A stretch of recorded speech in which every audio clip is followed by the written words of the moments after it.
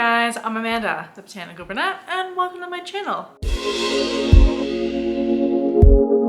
This is gonna be like a fun little update video. So about a year ago, I posted a video of me getting my cream splash. Here are my cuttings that I got. So this is my Philodendron Cream Splash. You can see like the beautiful leaves of this plant. I am just 1000% attached to it, and it was a bit of a nightmare. For those of you who have not seen that video, I'll also link it up here so you can kind of get a little bit more of like the backstory and kind of like exactly what happened. Quick recap.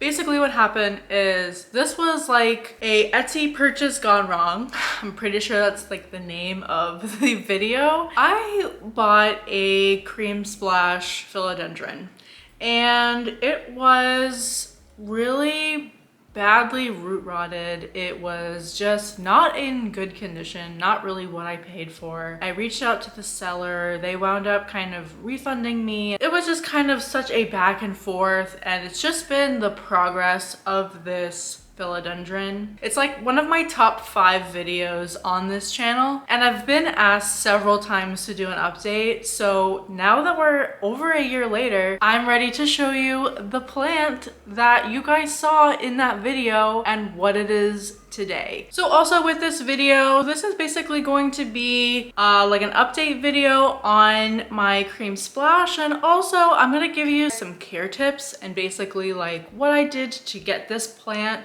to where it is today, and basically like what I do care wise. So this will be like kind of a update and care guide for the Philodendron Cream Splash. I still actually don't know the difference between a cream splash and a silver stripe. I'm just gonna call it a cream splash just because people have been yelling at me here and there to call it a cream splash. I honestly feel like they're so close, like identity wise, that it could be either one. Here is my Philodendron Cream Splash. Oh, beautiful it is. Okay, look at this leaf. I had to show you guys this because look at these 2 leaves that unfurled. It almost looks like a Brazil. It's a little more variegated than a Brazil, but it is just absolutely stunning. Like, and I love how like the newer leaves, I don't know if the camera's picking that up well.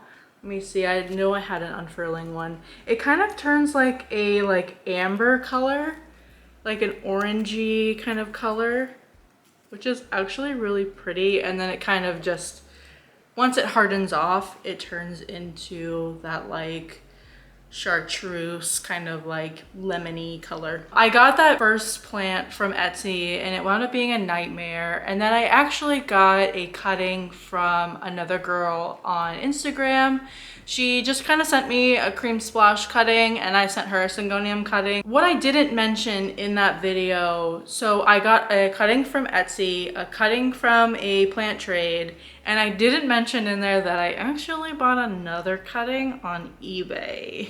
So I honestly don't know what cuttings wound up taking off.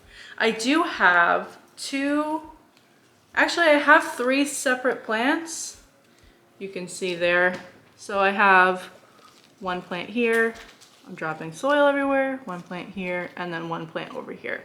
So I do have 3 separate plants in this planter. So I'm thinking that all 3 of them just kind of wound up growing somehow. This has actually been a low-key nightmare for me, but it's also been a really good learning experience, kind of learning how to battle root rot and kind of help revive a plant. Now that I have a little bit more experience and a little bit more knowledge under my belt, I know that these philodendrons are super easy to propagate. I have a Brazil and I also have a heartleaf philodendron that is in the same family. They're just, the heartleaf is non-variegated and the Brazil is just a different type of variegation. But both of those plants are so easy to propagate and they're so easy to grow. My Philodendron Brazil has been growing like nonstop. It's completely like just my wild child. And that is also commonly kind of mistaken for a cream splash. But the Cream Splash will have a lot more of like so you can see this leaf honestly kind of looks more like a Brazil because it has that like lemony, like lime green. But in this leaf, you can see that there's a lot more actually like creamy whites variegation.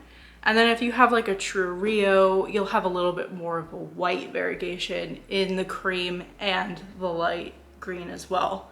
So that's kind of like a little quick like identification of both of those types of plants. But this Cream Splash has just been growing nonstop. I actually have not repotted it in over a year, so I have no idea like what the roots look like, but it may need to be repotted because if you look underneath, you can see a little root sticking out, which is a great sign. Honestly, I have soil all over me. That's actually a really good sign that this may need a bigger pot, which I'm happy to put it in another pot because like that just means it's growing and it's doing really well.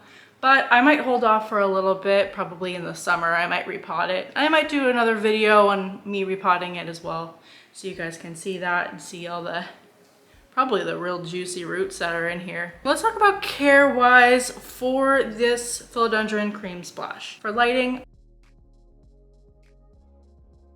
I keep it in a southeast facing window. It does need a little bit more of a brighter light. Any variegation, any variegated plants need a little bit more light than your average kind of bright indirect light. So this does get a good amount of like morning to like early afternoon sun, but by like around like 12 or 1 o'clock, depending on the daylight savings, it kind of goes away and it just is really bright. So it gets a lot of really good bright light. If it helps you at all, I'm actually facing my southeast facing window. I do have a grow light, but I'm getting a lot of bright natural light in my room as well. And also the plants behind me, they're under grow lights, but they also get that really bright light from the southeast facing window. And that really does, like I said, it helps with the variegation. It helps kind of like makes it a little more variegated. I did notice that it kind of popped out a non-variegated stem. All I did was I just clipped that off, and then I wound up actually potting it in my heartleaf philodendron that has no variegation. And so far it hasn't put out any variegated leaves. So I think that stem just may have reverted and it's now a heartleaf, but it's in the same family, so it's like literally the same plant. I always like to make sure in any of my variegated plants that I just cut off any like stems or really any, if this plant starts to grow like a lot of growth that is not variegated, I always like to cut that back just to make sure that it maintains the variegation. I like to do that a lot with my Syngonium malbo just to kind of make sure that it keeps up with the variegation and not just completely reverts. For watering, this plant is super easy. I water it about every, I would say 10 to 12 days. I kind of just make sure that it needs a good amount of water. I think probably now that we're getting into the spring and summer, I probably will find myself maybe needing to water every like 7 to 10 days. But I'll check it like I do every week just to make sure that it, you know, it's okay and it doesn't need water that week, or maybe it's sort of needing water. Usually I water when it gets to like a 5 on my moisture meter. I make sure that I fertilize the plant at least every month in the spring and summer. Sometimes I'll do it a little bit more. Sometimes I'll do it like twice a month.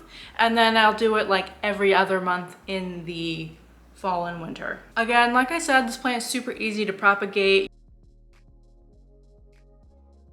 You just cut it right at the node and just plop it and honestly water. I mean, I've had really good success with water propagation for this plant. I would just say like that's just been my success. I know that, you know, probably sphagnum moss will probably be a good option as well. I've just, in my experience, just have used water and it roots really well in that.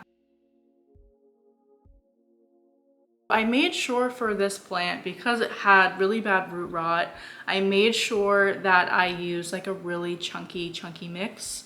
You guys can kind of see that there's a lot of, I can move this side, there's like a lot of perlite and a lot of bark in there. So I think I'm still gonna stick with a really chunky soil. I'd rather me water it more often than have it root rot again, because I don't want to deal with that drama again.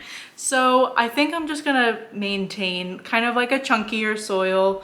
I usually do the Fox Farm Ocean Forest soil with a little bit of added bark and a little bit of added perlite. That will just kind of give it a little bit of like an airier kind of soil. This actually sits underneath my humidifier. So it gets about 50 to 60% humidity. So I don't know if that plays a huge role. I know philodendrons, they're notorious for their leaves getting stuck. These leaves have always unfurled easily, so I don't really know with that. I know a lot of my philodendrons, their leaves get stuck all the time. So maybe, I mean, usually when that happens, it just needs a little bit more humidity or maybe a little bit more watering. Temperature wise, you're gonna wanna keep your plant in like a normal temperature. I always like to say if you're comfortable, they're comfortable. I mean, if it's way too cold for you in your house, then it might be too cold for your plants. I wouldn't let them get below like 50 or 60 degrees. That's usually when they stop the production of new leaves and they kind of like go into hibernation mode. In the spring and summer, you're not gonna have to worry about that because your plants are waking up and they are ready to go. So as far as pests, I have had probably every pest that I've ever dealt with on this plant, except for maybe mealybugs. I've never had mealybugs on this plant, but I've had thrips on it, I've had spider mites on it, and they're, you know, it's easily taken care of. I don't know if this plant is susceptible to a certain type of pest. I kind of am under the impression that whatever pest is in your house, they're gonna go for the philodendron. They're not going to be picky. They're not like an alocasia that like spider mites are attracted to. I think that they're just kind of your standard plant, and whatever pests that you may have in your house will probably also affect this. I did bounce back really easily from my thrip outbreak that I had last year. And hopefully that won't come back again this year. I haven't seen anything, but I'm really nervous. But I mean, this plant is just honestly like such a showstopper. I feel like this is also a little bit of an easier plant to find nowadays. I really could not find this plant for a good price a year ago, and now I am starting to see it kind of pop up a little bit more often, which is honestly super like understandable, and kind of like I kind of get it, just because like this plant is such a fast and easy grower that like I don't know how this plant was such a hard to find plant. I think I even mentioned that in my last video of like, how is this so hard to find when it grows so well? I honestly thought it would be a little bit more like traily, but it's actually kind of like really bushed out. And if you like kind of, like I'm gonna gently kind of pull this down, you can kind of see that it's like pretty long. I honestly thought it would be longer just because like it's been a year and it's grown, but it's grown so much in that year that like I'm just really excited to have this. I think I might actually put this, when I repot it, I might put it in a hanging planter. That way it can kind of like hang in my window. I think it will just look so pretty there. So yeah, that's pretty much it. I just wanted to give you guys an update and kind of just let you guys know like where this plant's at. I've been getting questions about it a lot, and I also like will post on Instagram about it, like updates here and there. But I just wanted to jump back on here and kind of do like an update to that video, and also kind of just share like my care tips with you guys, and just let you guys know like what I'm doing for this plant, and basically like how it's been going really with it, because it's been doing really good. It's been doing really well. It just, you know, we've had a couple road bumps in the beginning, but it's so far been pretty smooth sailing. So that's it for today. Let me know in the comments if you have a cream splash, or if you have any questions about the cream splash. I'd be happy to answer any questions or anything like that. But that's it for today. I hope you guys all have a great day and stay botanical.